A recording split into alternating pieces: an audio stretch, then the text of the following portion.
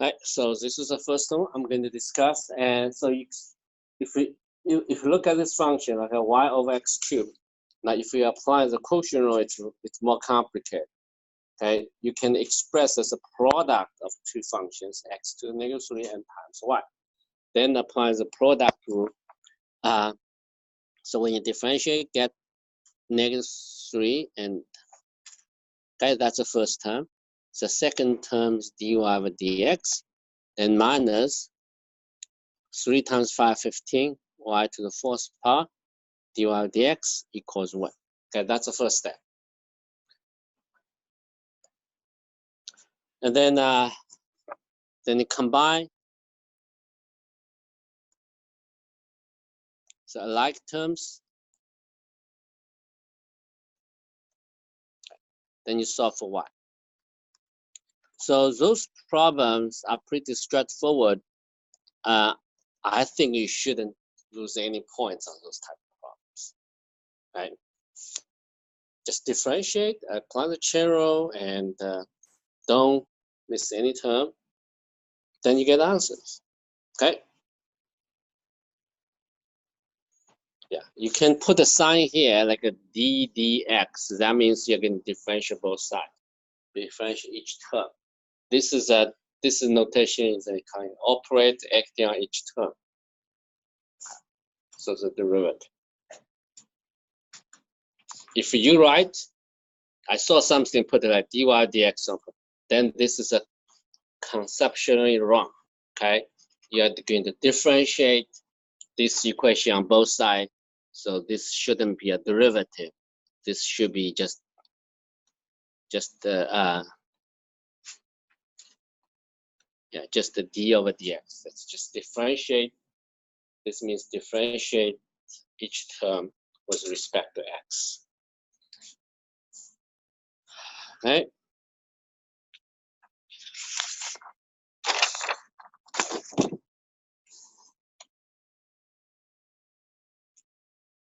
The second problem.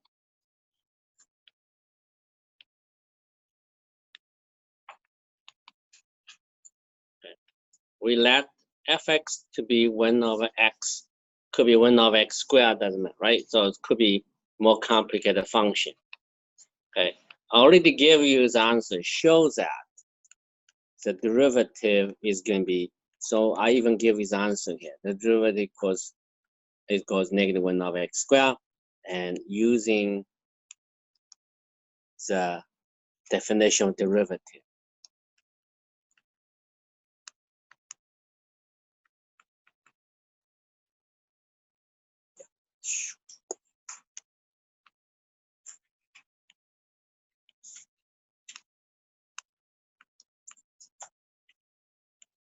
I use the definition of derivative.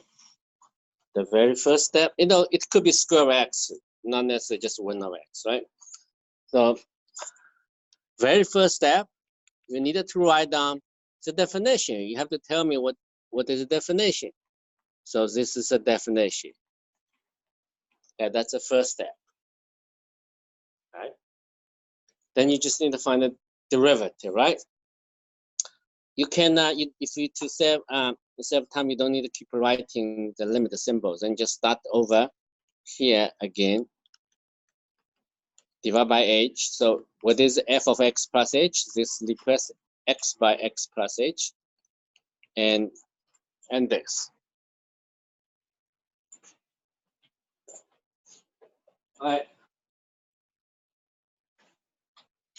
Then you combine the two terms in the numerator. We discussed this problem several times, and x minus x plus h divided by h. Okay, the numerator is going to be negative h and then divide by h. So you multiply 1 over h. Then this h canceled out. That's a simplified version. And clearly, when h approaches 0, that's going negative 1 over x squared. So you give it a proof. That's it. So you don't need to write more than that. That should be enough. Okay. So the limit, clearly, it's going to be negative 1 over x squared as h approaches 0. Okay, but the function could be try this when you have a time. You look at that square x, and you try another one, x equals x square, and so on. Okay, so I hope you can you can find it. You know the derivative by using another formula, but use the definition of derivative to prove that the derivative for the first one, is going to be 1 over 2 square x, and here's the derivative is going to be 2x, and trying to prove that. Okay, using the same idea for practice.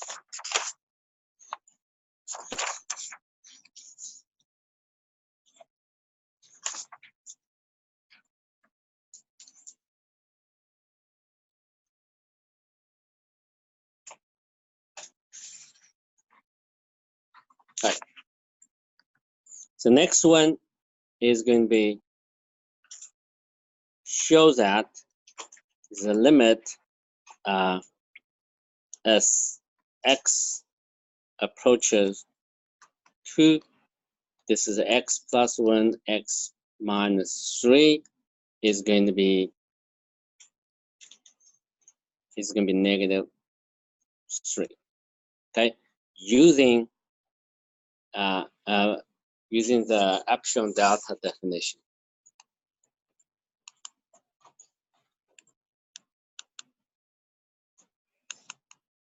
Okay, so already gave the limit. You needed to prove that the limit is going to be, so you plug a 2 for x, you get 2 plus 1, 3, 3 divided by negative 1, it's negative 3, right? So actually what you have to do, now in on some tests I already asked you to prove the following statement. Okay, maybe I don't, I just write down the whole statement.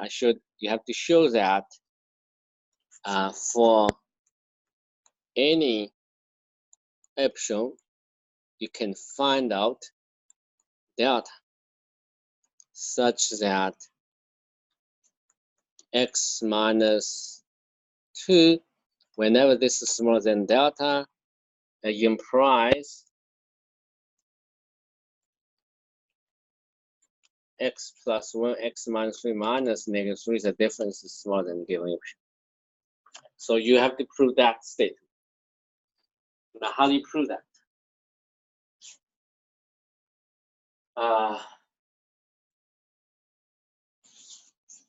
It's not easy to prove. Okay, for this. Okay, it's not a linear function. That is a difficult one. It's not a linear function. Okay, so usually, yeah, maybe I put a little bit more difficult problem here. Usually, this type of problem is it's a bonus problem on the final exam. Okay, it's not a linear function. So how do you do that? If you want, there are two methods there. First method is to simplify the last inequality, and then you figure out the delta. But you are not able to simplify the last inequality because there is a denominator x minus 3 there. So the only method you can use is assume that x minus 2 less than delta. We're going to determine the delta later. Along the way, there are a couple of places you have to assume the delta not too big. Okay, so then usually you assume that delta is small. Okay, because this is going to be determined late to be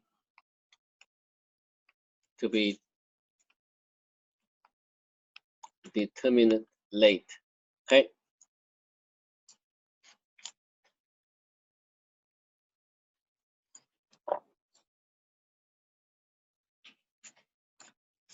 All right.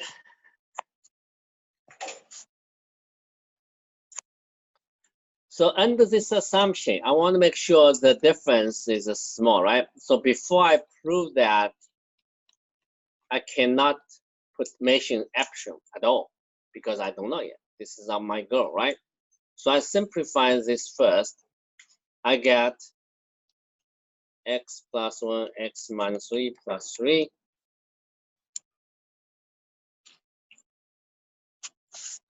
Okay.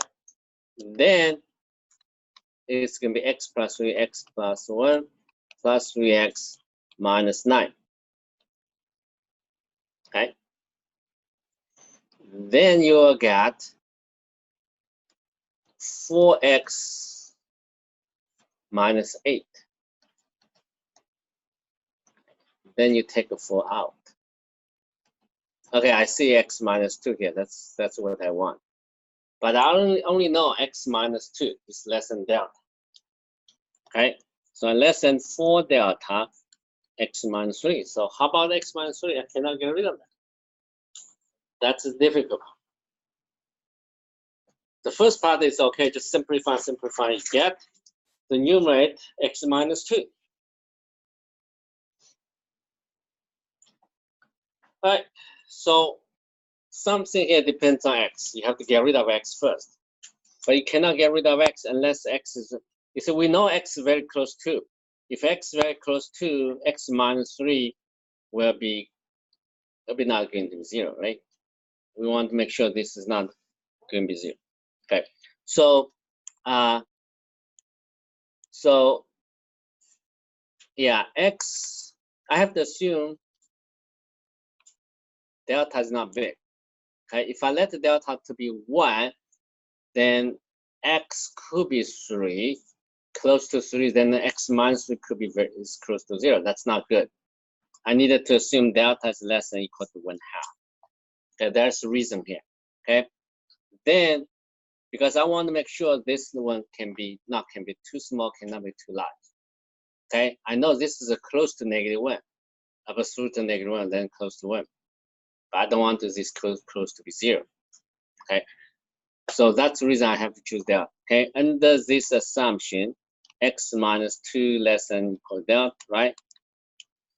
This is going to be less than or equal to 1/2, greater than -1/2. Oops. Okay. So if you move to the other side, that'll be 5/2, 3/2. Okay. Yeah, 2 minus 1/2 is 3/2.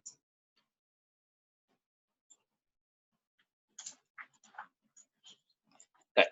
So now what happens if x minus 3 or x minus or 3 minus x doesn't matter, right? It's going to be 5 minus 2 minus 3 is going to be -1/2. Greater than minus 3 is going to be negative, and 3/2 minus 3 is -3/2. So x minus 3 is a number between -3/2 and -1/2. So the absolute value is greater than 1/2 less than 3/2. Okay. So I can control x minus 3. It's not too big, not too small. Okay. If I choose larger delta, I cannot do that. Then what I need? Then I go back to here, 4 delta x minus 3, right? I needed to make sure it's less than or equal to something, right? Less than, because x minus 3 is greater than 1/2. I think I have to choose a small number here, right? And which is going to be 8 delta. So great. Then you make another assumption on the delta because you want to make sure this is less than epsilon if delta is less than or equal to epsilon/8. Okay. So finally, yeah, then you have two assumptions on that. Less than 1/2, less than epsilon/8. So my conclusion is, yeah, let's take delta to be the smaller value of these two numbers.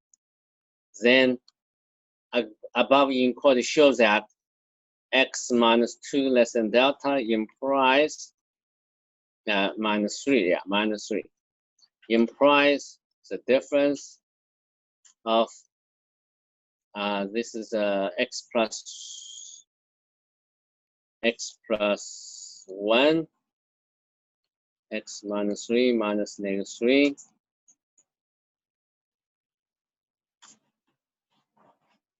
No, this is a no, the 2.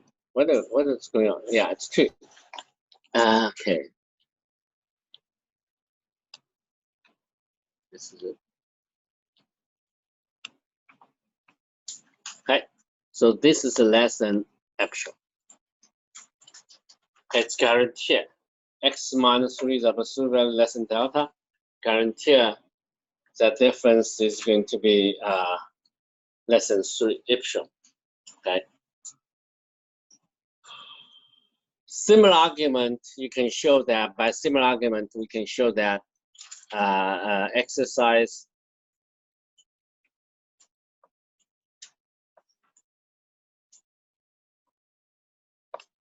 what? Okay, I have to write carefully. Yeah. Exercise shows that the limit x approaches 4 square x equals 2. Okay. But what I want to do is another problem, which will be a little bit easier than the one. So show that the limit x approaches 2 negative 3 x plus 1. Okay, instead of okay, so that is going to be negative 1.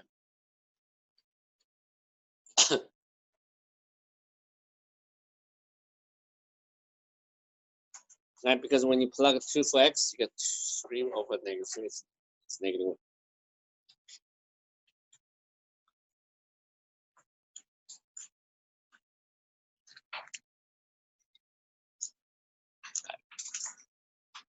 For this one,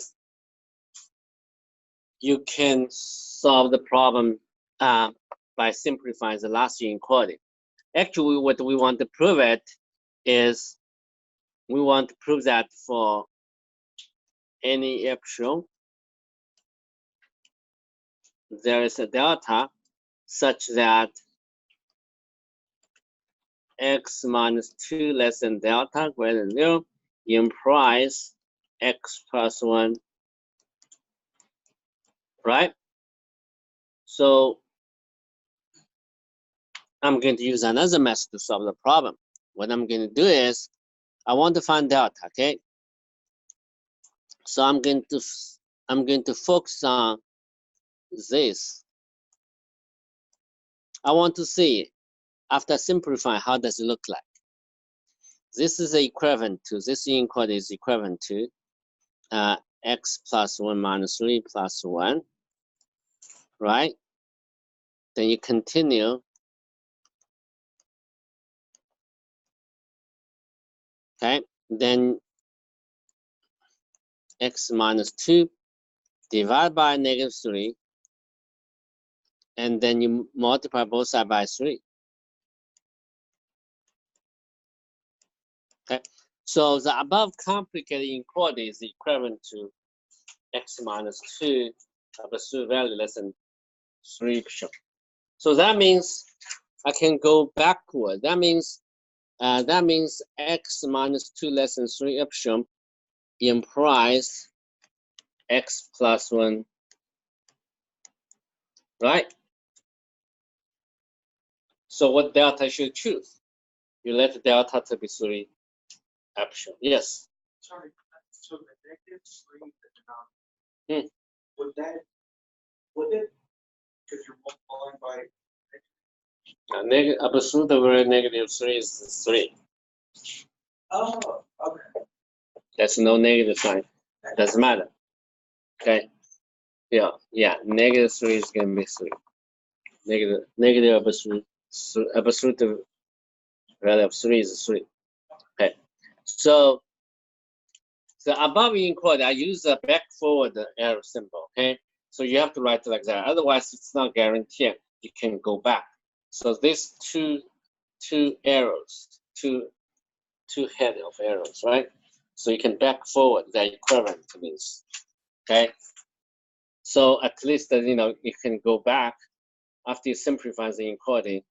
This x minus 3 is absolute value x minus 3 less than 3 epsilon implies that complicated inequality holds. on the right. All right, so then it's clear that delta should be equal to 3 epsilon. Okay, you find the delta. Okay, we want to prove that for any given epsilon, there's a delta. If x absolute value of x minus 2 is less than delta, implies that inequality holds. But what is delta? And it's clear that delta can be any number smaller than or equal to 3 epsilon. Actually, delta, all you need is delta is any number smaller than, okay? By logic. So if delta is this, then x minus 2 less than delta, right? And it implies x minus 2 less than 3 epsilon. Then implies this holds. All right, right?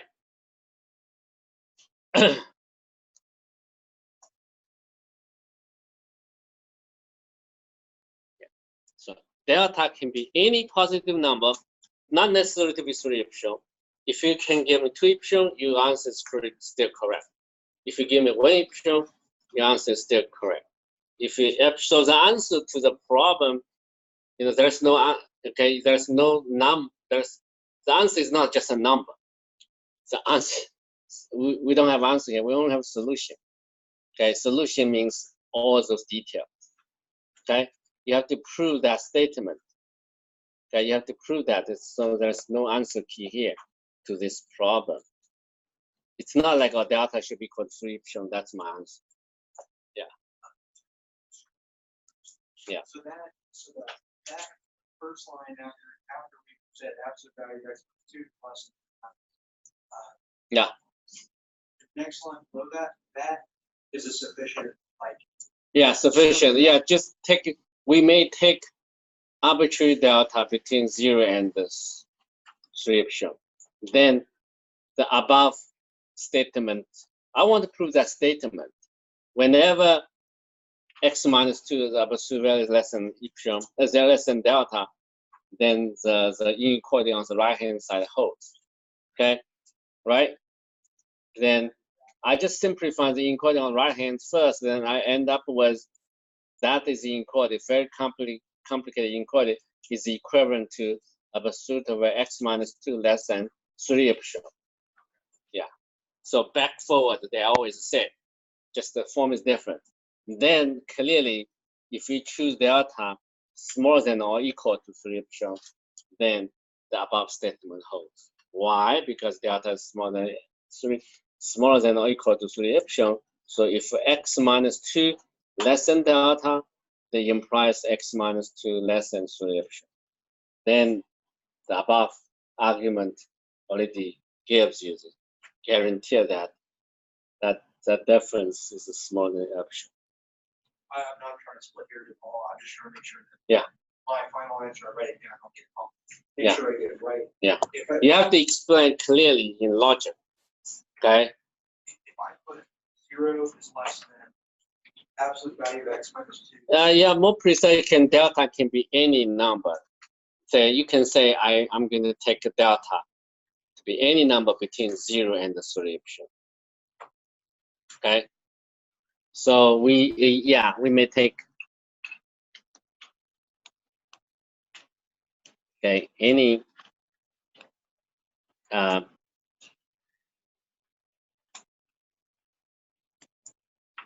we may take any values of delta. Okay, as long as this is smaller than or equal to 3 epsilon, then we have. Okay. And that's it. Because all you needed to do is just find the delta.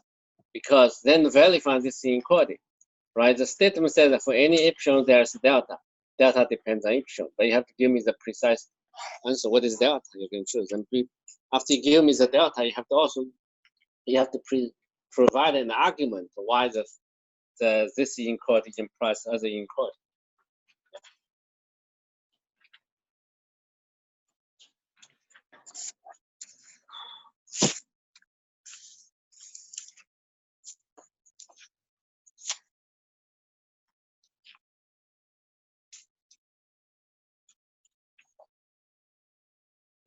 So another problem here is also it's can show that some functions continuous at some numbers, okay?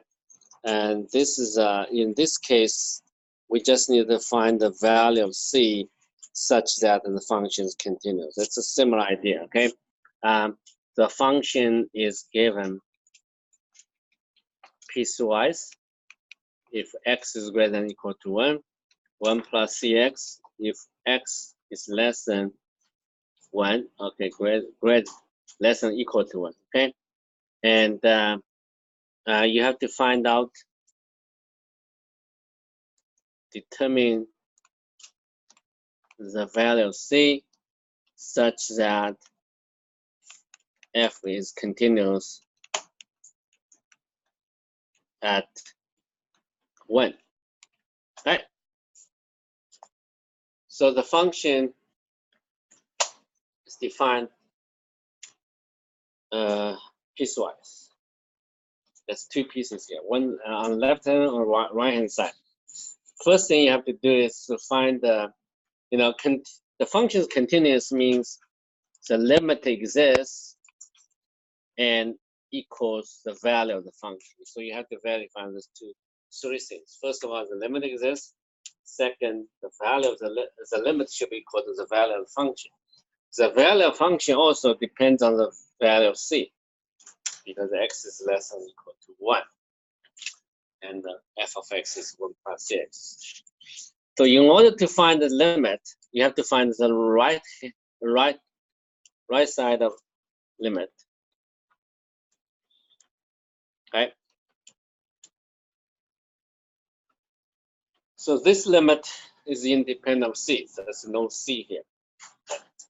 To find the limit, you needed to modify the function. It's x minus 1 here, square x plus 1.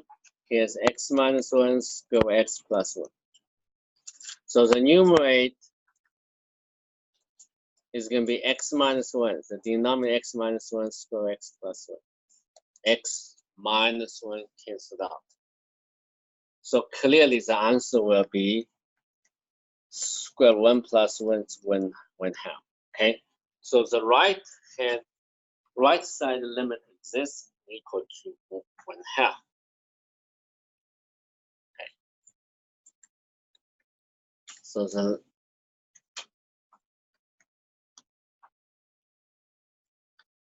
left-hand limit, this is going to be just a function of,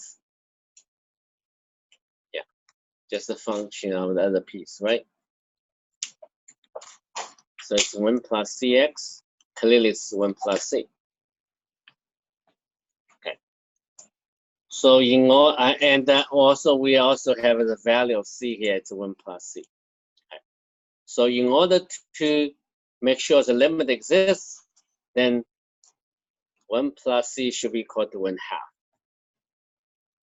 Okay, but in this case, also the limit is going to be the value of the function. So clearly c is going to be negative 1 half. Okay. When c equals negative 1 half, first of all, you see that the limit exists. But clearly in this case, the limit not only exists, also equals the value of the function. So this is the answer to the problem. C should be equal to negative 1 half.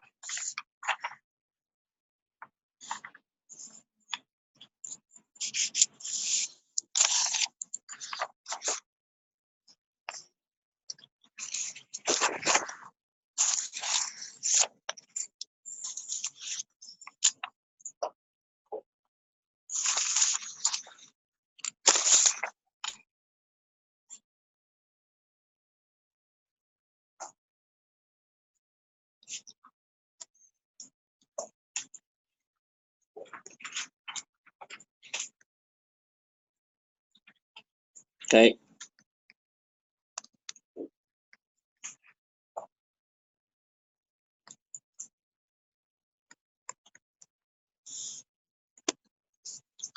Right. I already factored this out. Maybe the function could be like that: x squared minus x minus 6, x squared plus x minus x.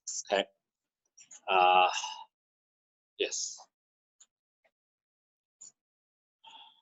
So you are not able to take simplify. How do you quickly determine the limit?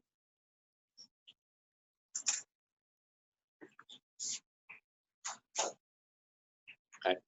I think the most trouble term is x minus 2. Okay, this is a term.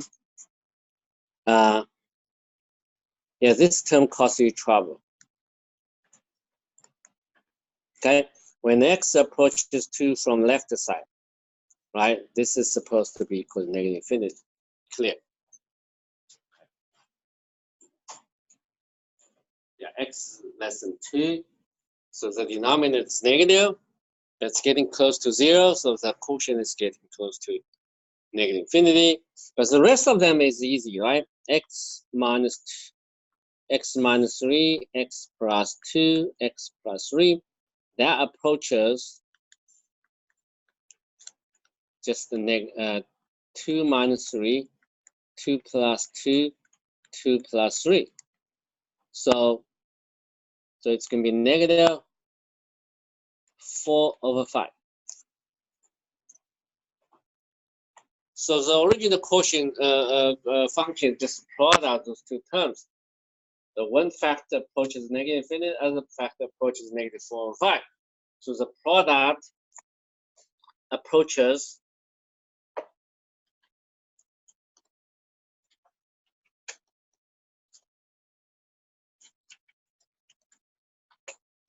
it's going to be negative infinity times negative 4/5. It's going to be positive infinity, right?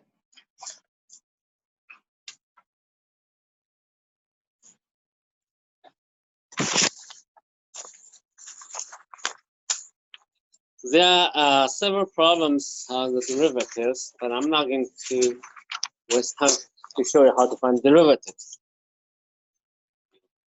This is just applying the formula to find derivatives. Okay. So I'm not going to work on these problems.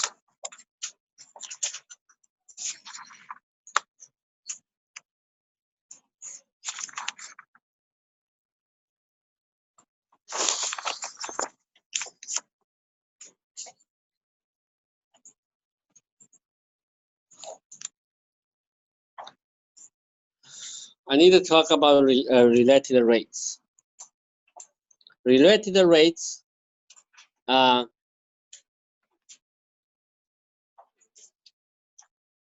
are many problems about related rates, but there's a typical one is like a street light, right? Is mounted at the top of the 15 feet tall pole, right? So this is street light, 15 feet high, okay? And this is we did a problem like that before, you know. This is a person walks away from the pole with a speed of 4 feet per second along the street path. Okay, so you have a shadow.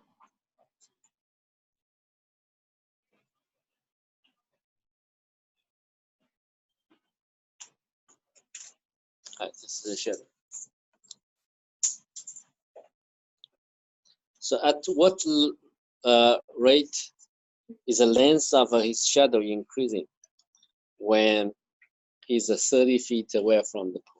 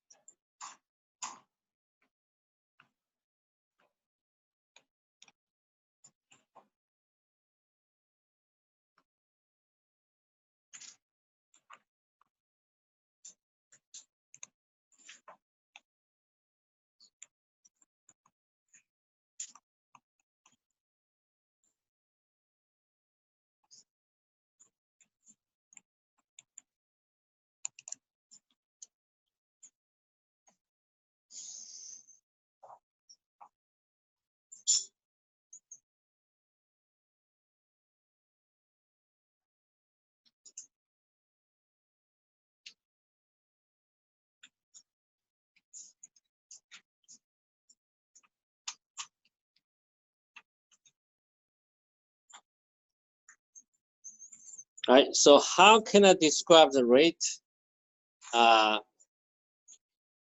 He's walking away from the pole at 4 feet per second. So that means the distance between these two. That's called the x. Okay. We are given the information dx dt is 4 feet per second. X is increasing, right? And this is the length of the shadow. We want to find out the rate of change in the length of shadow when x equals 30 feet, right?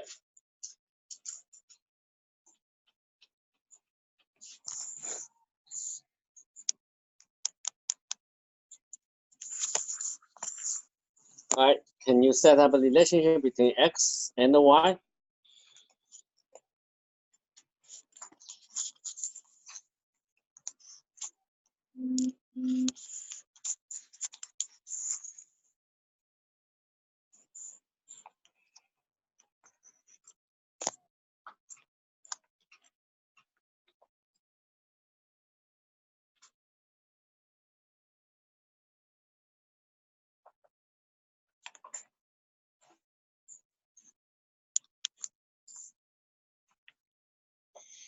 Right. This is about related rates. So the rate, the rate, the rate of the length, the rate of change, right? The rate of change in the length of the shadow depends on how fast he's walking away from the pole. Right. So that should be related, right? That's what I call related rates. Okay. Can you find a relation between x and y?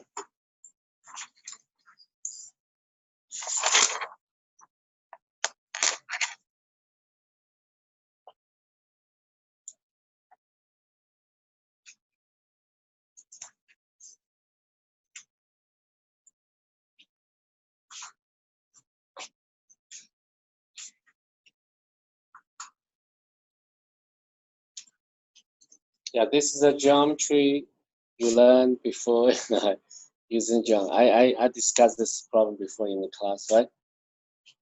And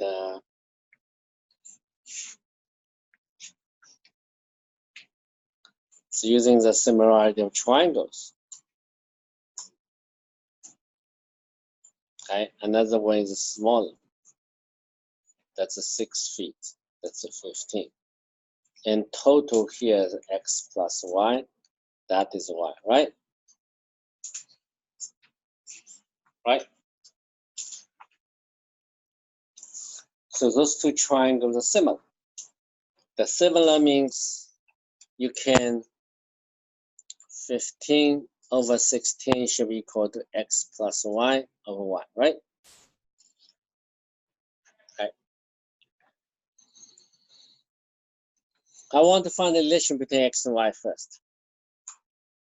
Okay. I multiply, this is going to be 3 times 5, 3 times 2, so 5 over 2, right? Okay. So let's multiply this out. I get 5y equals 2x plus y equals 2x plus 2y. So 3y equals 2x. Y is going to be x 2 over 3x.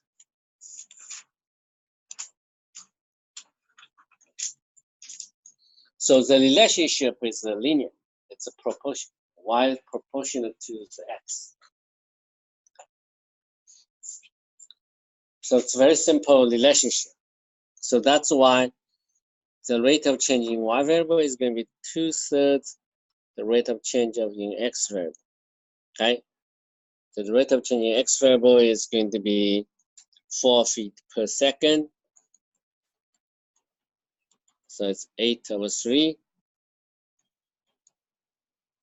So we get the answer.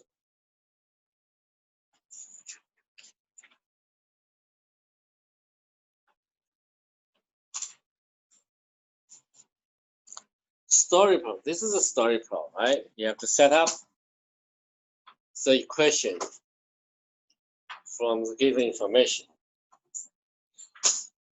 Usually, when we see that, I might go up with, for college students in math course, as long as there's about story problems, the average score is going down a little bit. Okay, so I'm not talking about individuals. The reason is that's a problem for the math you learn in high school, middle school. I don't see enough word problems there for the students to solve, practice. Okay, almost no proofs in all the textbooks they use in high schools. Okay, there's no section, chapter say prove this, prove that. Okay, so that's the reason when we have to prove something in the calculus course, and we see sometimes it's challenging. We do need we don't know how to start, how to give a precise argument. Okay.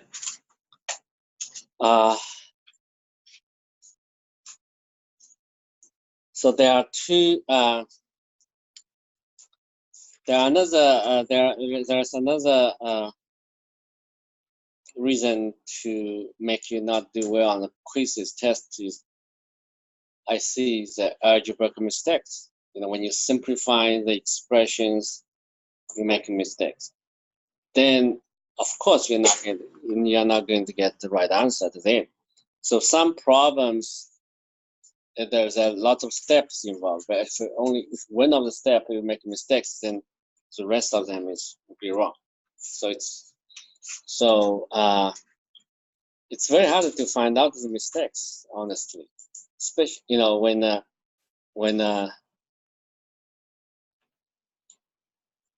when you do the homework, you find that the answer is wrong. It's different from the what you get.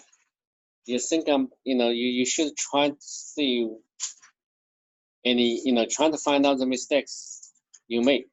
Okay, and then ask yourself in the future how to avoid such mistakes.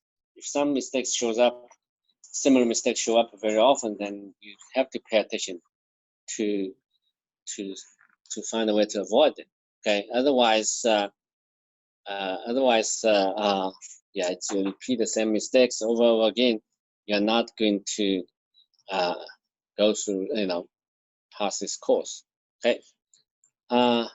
So that's all for today's class, and I'm going to give you the quiz.